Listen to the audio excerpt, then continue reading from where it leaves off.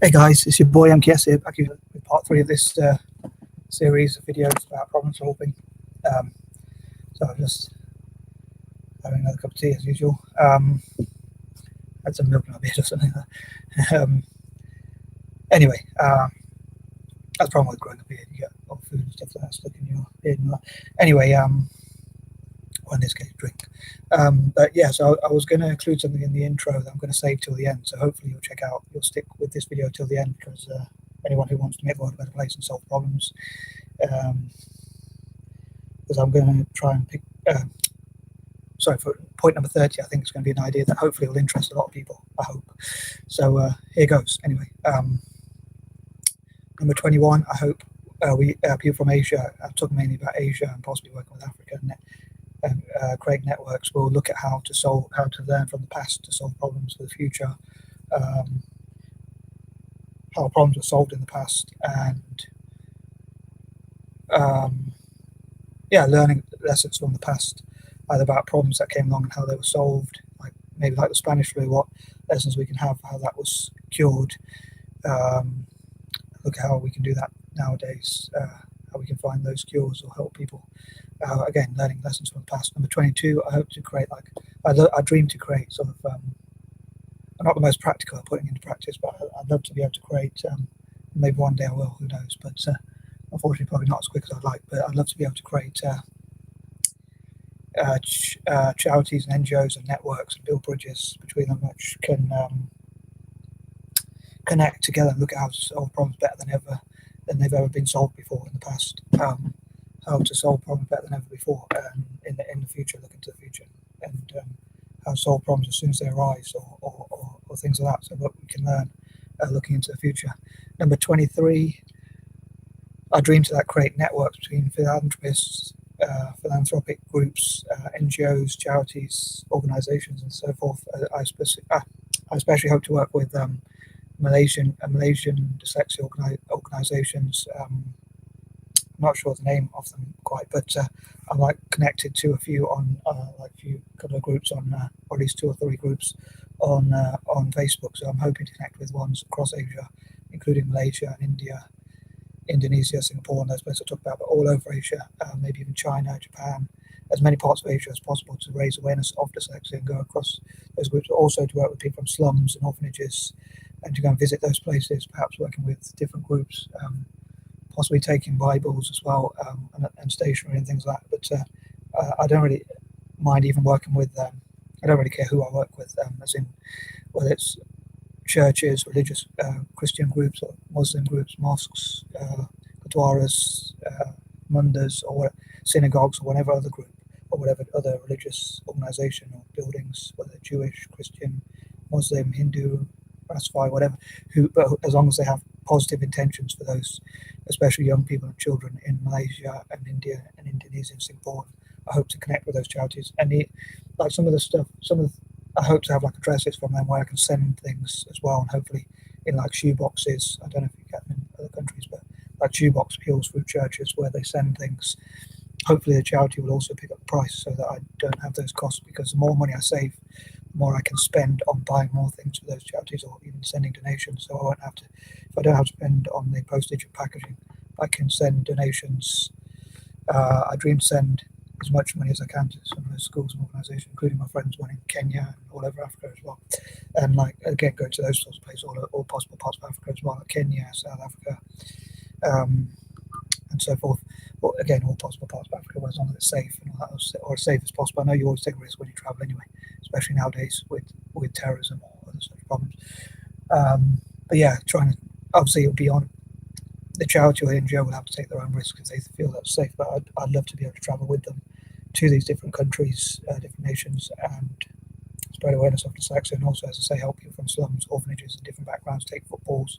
I wonder if there's a way to I often if I find a football in the park, I try and keep away from my dog, so that it doesn't rip it or break it or whatever, and damage it, whatever you call it, pop it or whatever, bust it, and so I try and keep that in a bag, and I say I want to send these over to parts of Africa or a place like that. And my mum says, "Oh, you can't send footballs because they're too big." But I'd love to find a way if there was a charity that specifically, or maybe even in the future, there could be charities that specifically take footballs that people no longer want or need, or toys, games, and all sorts of things like that, as well as colouring paper, colouring pens, different like coloured paper where they can draw pictures, be creative, and things like that. So I hope to connect with those schools and organisations in Malaysia and Indonesia and all those places I've talked about, and being half Indian, I suppose, as well, especially India and Singapore as well. Those nations also have a large Eurasian population, as well as and being an anti-imperialist, I suppose I probably want to make up for the fact they were colonised and by the Portuguese or Dutch or whatever, respectively, and also yeah, I talked before about the initial thing, like my initials. My first initial is M and it ends in S, so M.K.S. And like M, Malaysia, India, Indonesia, and Singapore, M and S, and things like that. So yeah, possibly take organisations to go and work there and support them, and encourage my fellow Anglo-Indians and dyslexics to go to like support them from the West as well, and like go over there to those countries and like teach or what they've learned, especially successful dyslexics, people with ADHD and autism and all that kind of thing. So I hope to put that together. But anyway, I'll probably leave that there for now because that's going to be too long otherwise. But yeah, I hope to like go over there, take footballs if I can, or if we can, take things. Hopefully, a charity can cover some of those costs as well. We can look at tax exemptions that help with those sorts of things.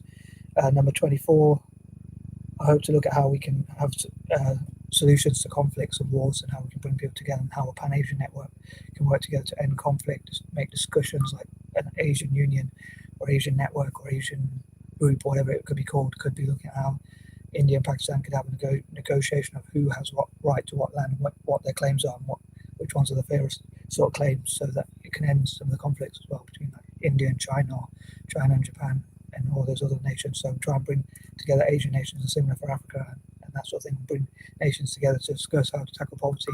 If we spent less on wars, I think we could spend a lot more on, I'm not sure how accurate this is, but some say that if we, for all the money, I think it's over $1 trillion, that was a while back as well, like spent on wars and weapons all around the world. So if we took just 10% of that, we could feed everyone, give everyone opportunities. So if there's ways we can limit conflict, support charities that support de-radicalization and things like that, and make more peace in the world, energy will probably be cheaper as well, and things will be better for the majority of people. Anyway, I'd love to know as ever what you think about that and all my other points. And number 25, I hope to support projects like Tech Republic, African organisations which already want to support African tech and STEM for Africa, and similar projects in Asia, take the technology output, as I talked before about, and how those can solve problems again, like Asian scientists, engineers, architects, designers, entrepreneurs, how we can train more people in Asia to speak English so they can communicate around the world, as I talked about before, and bring republics to network together and things like that, to solve problems and support each other. Number 26, to be honest, as I say, as an anti-imperialist, I feel that if I can encourage people to support those groups and go over to those groups and send things through charities and philanthropists and NGOs and so forth, then as well as helping some of the poorest people in the world, which I think is a good thing to do, it's like, I think there's an anti-imperialist reason for doing so. So I hope to bring anti-imperialists, people of colour around the world, and anti-imperialists generally to support these sorts of projects and look at peaceful ways. I think like nowadays there's a big push to like people are destroying statues and throwing them, throwing statues, destroying them, breaking them up and all that. And I think instead of doing that, it'd be better to actually, instead of saying that Winston Churchill supposedly caused a lot of poverty in India, I think it'd be better to support those people in India now rather than looking at what a statue is. It's just like a material ornament sort of thing. So to me, they're not as important. Some people, they are important, but I think destroying it it would just make more conflict. But we could instead like support the Dalits or people from slums, orphanages, dyslexics, Anglo-Indians and so forth from India. So I support those sorts of groups. Number 27, hopefully I can improve relations between Italian football and Celtic, and between each other, and also between Asia and those nations. And like Italian football can do fundraisers for those sorts of things, and Celtic as well, like on YouTube, as I talked before about. Sorry for repeating any points, but hopefully they'll get rewarded for supporting. Like I think the reward is that you feel good when you help other people. Like the Bible says, it's better to give than receive. As I often say, I'm not really a scholar or anything like that, but yeah, so and things people will throw away like flyers, leaflets, and other such things. I hope they'll like people keep them safe, and instead of throwing away like where they got on the back of those things is often blank. So I think they could give them to people in Asia when they finish with them. Probably scribble over any important information if they need to, but they can give those sort of things, and they could either write on them or draw or pictures, preferably on those blank spaces, so they can use it for dyslexic and autistic artists. And maybe even like people could write shopping lists or whatever else in Asia and Africa where they don't have much, and like people send pens and other such stationery and things like that. So again, I'd love to know what you think about that idea as well. Number 28, hopefully this will make the world a much better place. Number 29, hopefully I encourage my fellow mixed race people. I don't know why I did that speech once, but yeah, support parts of it, what I call the four, especially at the moment, Asia, like Eurasians and Blasians, people, anyone with Asian descent, including mixed race people like myself, and like Indos, Hafus, like from Korea, part Korean, part Japanese, and people like that, going over to those nations and supporting them. So hopefully that will improve relations between Eurasians and Asians and Blasians and Asians as well, mixed race part Asians, and hopefully people in Asia will see that we support them, so they'll treat us better in like places like Japan and all over Asia. Again, and also like people of colour as well as anti-imperialists supporting these projects. And number 30, as I was saying about sticking to the end. Sorry if this video is a bit long. I dream to support African projects in Africa to build its own sort of version of Microsoft and Oracle and Apple and all those big companies. Africa to train especially young girls to become future tech leaders, so more black African women will become tech leaders and possibly network with other black women around the world, or black people generally around the world from the diaspora, and maybe like women who have done well in technology in other parts of the world, like African American and black British women could go to parts of Africa and mentor black women or black girls, and hopefully train young black African girls from the youngest possible age. So I dream there'll be much more female African black leaders in technology, like the next Bill Gates or the next Mark Zuckerberg or Larry Ellison or whoever, whichever other tech titans or leaders there are, could be women from Africa. But yeah, creating their own versions of Microsoft or Oracle or all those, and again having especially black women, African women as leaders of those in those sorts of fields of in terms of big tech companies creating their own software, creating their own startups in technology and all sorts of things like that, women in STEM in Africa, and all those organizations that support such to network together as well. I know some people have already talked about what if the next woman, the next Bill Gates or Mark Zuckerberg or whatever came from Africa, was a woman from Africa. So I know a lot of people probably share that ideal as well as me. So I think it'd be great for people who are black or part black around the world, and people who support Africa and want to see Africa do well and develop. Technology is obviously going to be a key area, as well as STEM generally, which is supposedly accountable for about 70% of careers in the future will be reliant on STEM, science, tech, engineering, and maths, and I had entrepreneurship and English. Sorry for repeating myself for anyone who's already watched these videos, but for any new viewers. But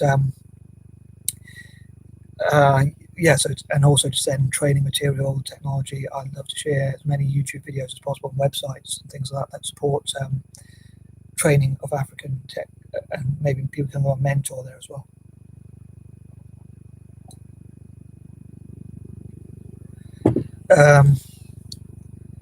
Yeah, so I dream to see Africans creating their own version of Microsoft and those big companies I talked about, and becoming the next tech titans, especially African women. I don't want the video to be too long, so I'm going to leave it there. I'll probably add some in the comments about what else they could do. Anyway, thanks for checking out my video. If you made this far, I really appreciate it.